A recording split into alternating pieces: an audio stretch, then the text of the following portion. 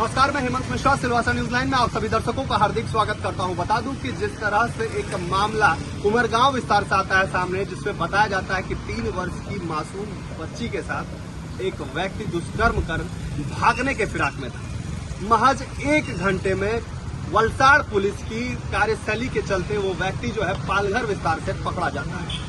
मामले में सबसे पहले तो स्थानीय विस्तार की जो भी जनता है वो पुलिस थाने पे पहुंचकर जो है अपनी मांग को तेज कर देती है कि जो भी है इस मामले पर जल्द से जल्द एक्शन हो। मामले की गहराई को समझते हुए एसपी के दिशा निर्देश पर जो है मामला पूरी तरह से तेज होता है। पुलिस विभाग सभी तरह के अपने टीम को एक्टिव कर देती है और जिसके बाद मामला सामने आता है कि 1 घंटे के बाद उस व्यक्ति को पालघर विस्तार से पकड़ लिया गया।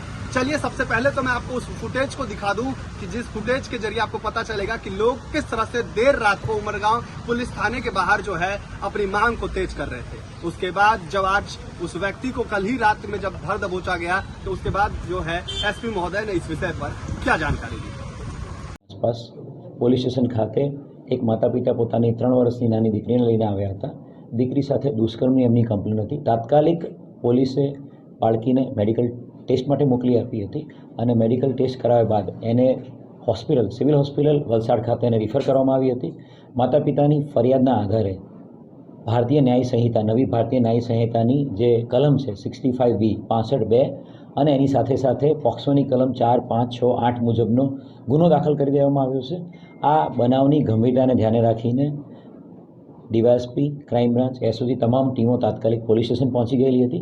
આરોપીની શોધખોળ તાત્કાલિક હાથ ધરવામાં આવી હતી અને એક ચોક્કસ માહિતી આધારે આરોપી ઝારખંડ રાજ્યનો છે અને કદાચ રાજ્ય બહાર ભાગી જવાની કોશિશ કરે અને એ ટ્રેનમાં ભાગવાની કોશિશ કરે એની પાક્કી બાતમી આધારે અને પાક્કી ઇન્ફોર્મેશન આધારે તાત્કાલિક અલગ અલગ ટીમો બનાવીને સુરત, નાસિક અલગ અલગ રેલવે ટ્રેનમાં બધી ટીમો મોકલવામાં આવી હતી અને આ આરોપી સુરતથી વિરાર તરફ જતી ટ્રેનમાં સંજાણથી બેસીને વિરાર તરફ જઈ રહ્યો હોવાની હકીકત આધારે ટેકનિકલ ઇન્ટેલિજન્સ અને હ્યુમન ઇન્ટેલિજન્સ આધારે તાત્કાલિક પાલઘરના ક્રાઇમ બ્રાન્ચ અને પાલઘર એસપી સાહેબની મદદ લેવામાં આવી હતી। વલસાડ જિલ્લા ક્રાઇમ બ્રાન્ચ અને પાલઘર ક્રાઇમ બ્રાન્ચની મદદથી ચાલુ ટ્રેનમાં જે આરોપીને દબોચી લેવામાં આવ્યો હતો અને આરોપીને તાત્કાલિક પકડી લેવામાં આવ્યો હતો।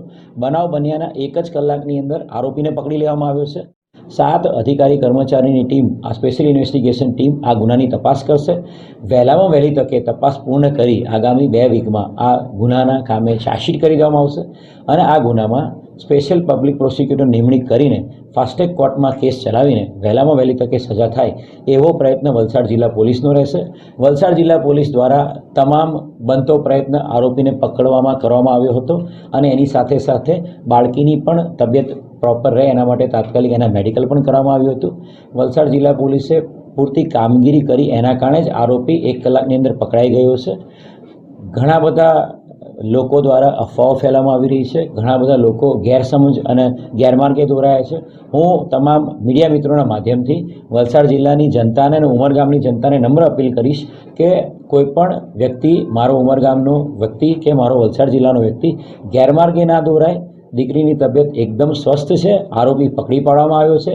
એસઆઈટીની ટીમ તમામ સાંયોગિક પુરાવા, તમામ વૈજ્ઞાનિક પુરાવા, તમામ ટેકનિકલ પુરાવા એકઠા કરીને પ્રોપર એવિડન્સ સાથે ચાર્જશીટ કરશે જેથી કરીને આરોપીને સખતમાં સખત સજા થઈ શકે। કલમ 65(2) વધુમાં વધુ ફાંસીની સજાની જોગવાઈ કરવામાં આવેલી છે અને એ જ કલમનો આની અંદર પોક્સોની કલમ 4, 5, 6, 8 અને કલમ 65(2)ની સાથે ગુનો દાખલ કરવામાં આવ્યો છે। ફરિયાદી આરોપીના સંપર્કમાં છેલ્લા 15 દિવસથી આવ્યો હતો। ફરિયાદીની એની સાથે આરોપીની જે બહેન છે એના મારફતે મિત્રતા થઈ હતી। ફરિયાદી આરોપી બંને એકબીજાના મિત્ર જ છે, બંને એકબીજાને ઓળખે છે અને ફરિયાદીએ જ આરોપીને પોતાની કંપનીમાં 15 દિવસ પહેલાં નોકરી લગાવ્યો હતો અને બંને સાથે જ નોકરીએ જતા હતા અને એ બંનેની એકબીજાની ઓળખાણના કારણે જ એણે આ દીકરીની સાથે એકલતાનો લાભ લીધો હતો। આરોપીને તાત્કાલિક પકડી લીધો છે અને ફરિયાદી અને જે દીકરી છે બધાની હાલત સ્વસ્થ છે।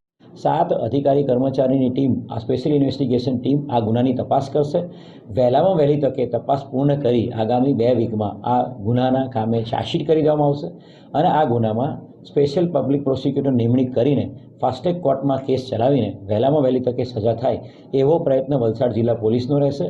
વલસાડ જિલ્લા પોલીસ દ્વારા તમામ બનતો પ્રયત્ન આરોપીને પકડવામાં કરવામાં આવ્યો હતો અને એની સાથે સાથે બાળકીની પણ તબિયત પ્રોપર રહે એના માટે તાત્કાલિક એના મેડિકલ પણ કરવામાં આવ્યું હતું. વલસાડ જિલ્લા પોલીસે પૂરતી કામગીરી કરી એના કારણે જ આરોપી 1 કલાકની અંદર પકડાઈ ગયો છે. ઘણા બધા લોકો દ્વારા અફવાઓ ફેલાવવામાં આવી રહી છે, ઘણા બધા લોકો ગેરસમજ અને ગેરમાર્ગે દોરાયા છે. હું તમામ મીડિયા મિત્રોના માધ્યમથી વલસાડ જિલ્લાની જનતાને અને ઉમરગામની જનતાને નમ્ર અપીલ કરીશ કે કોઈપણ વ્યક્તિ, મારો ઉમરગામનો વ્યક્તિ કે મારો વલસાડ જિલ્લાનો વ્યક્તિ ગેરમાર્ગે ના દોરાય. દીકરીની તબિયત એકદમ સ્વસ્થ છે, આરોપી પકડી પાડવામાં આવ્યો છે. એસઆઈટીની ટીમ તમામ સાંયોગિક પુરાવા, તમામ વૈજ્ઞાનિક પુરાવા, તમામ ટેકનિકલ પુરાવા એકઠા કરીને પ્રોપર એવિડન્સ સાથે ચાર્જશીટ કરશે, જેથી કરીને આરોપીને સખતમાં સખત સજા થઈ શકે. કલમ 65(2) વધુમાં વધુ ફાંસીની સજાની જોગવાઈ કરવામાં આવેલી છે અને એ જ કલમનો આની અંદર પોક્સોની કલમ 4, 5, 6, 8 અને કલમ 65(2) ની સાથે ગુનો દાખલ કરવામાં આવ્યો છે. तो ये था वो फुटेज और साथ ही साथ एसपी महोदय ने बताया कि आखिर किस तरह से पुलिस की बेहतरीन कार्यशैली के चलते वो व्यक्ति जो है पकड़ा गया है। हालांकि ऐसे मामले का बढ़ना अपने आप में समाज के लिए एक चिंता का विषय बन जाता है। कहीं ना कहीं इस तरह के मामले हमारे लिए, हमारे परिवार के लिए, आपके लिए, समाज के लिए, सभी के लिए एक बड़ा सवाल खड़ा करता है कि आखिर ऐसे लोग आते कहां से हैं। क्या वो लोग आपके आसपास के ही हैं या नहीं। ऐसे में आप सबका जिम्मेदारी बनता है कि अपने अपने बच्चों के साथ ऐसे लोगों को ही रखें जो लोग आपके लिए अच्छी सोच रखते हो, जिन्हें आप अच्छी तरह से जानते हो, क्योंकि इस तरह की घटना के बाद किसी पर भी भरोसा करना कहीं ना कहीं सवाल खड़ा करता है कि क्या हम इस पर भरोसा जता सकते हैं या नहीं। कहीं ना कहीं पुलिस इस मामले में जो है फास्ट ट्रैक कोर्ट की ओर अपने ध्यान को कर चुकी है और कहीं ना कहीं इस पर कार्य भी जो है तेजी से की जाएगी। लेकिन ऐसे में एक बड़ा चिंता का विषय इसलिए हो जाता है क्योंकि कलकत्ता में ये मामला जिस तरह से तूल पकड़ा था, नर्सिंग कॉलेज की जो डॉक्टर के साथ मामला जो हुआ, उसके बाद कहीं ना कहीं गुजरात के वलसाड़ विस्तार से यानी उमरगांव विस्तार में जब ये हुआ है, वलसाड़ जिला के उमरगांव तालुका में, तो यह एक बड़ा सवाल खड़ा करता है कि यह मामला कहीं भी हो सकता है। इसलिए इसमें सबसे बड़ी जो पहल करनी है वो हमें और आपको ही करनी है। इसके लिए हमें लगातार जो है सतर्क रहना है और किसी भी प्रकार की अनलीगल गतिविधियां यदि आप देखते हैं कहीं कुछ ऐसी चीजें हो रही है जो समाज के लिए एक गलत संदेश दे रही है, तो उसके लिए तत्काल जो है जिला प्रशासन की ओर और पुलिस प्रशासन की ओर हम सबको नजर करके उन्हें इस बात की सूचना देनी चाहिए कि हमारे विस्तार में इस तरह की चीजें हो रही है। फिर मिलेंगे अगली खबर में, तब तक ले जय हिंद, जय सिलवासा।